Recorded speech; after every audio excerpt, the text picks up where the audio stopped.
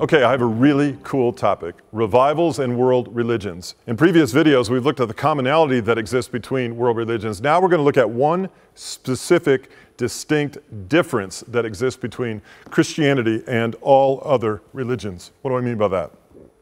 Never in a history book will you read about, nor on the internet will you ever peruse an article about a sustained, prolonged outpouring of the presence of God among Muslims, Hindus, Buddhists, those of the Scientology faith, Mormonism, Jehovah's Witness.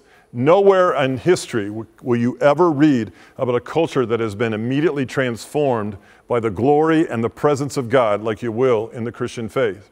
Documented historical movements of God or outpourings of the Spirit of God in a culture that changed the way things actually take place from that point forward.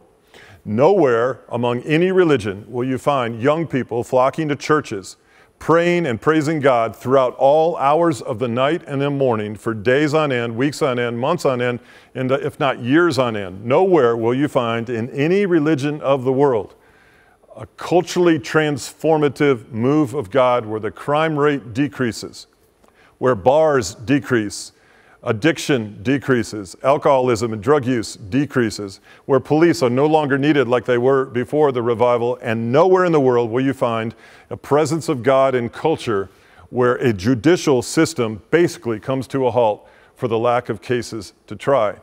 In the next few videos, I want to explore some historically documented moves of God specific to the Christian faith that are exclusive of every other faith on earth. I think you're going to have a lot to learn about the nature of God, the essence of God, the presence of God, the glory of God, and how God in time and space transforms those who actually oppose Him and those who have been seeking Him. Not only them, but the culture in which He inhabits. Let's take a look in the following videos of what revival is like throughout history.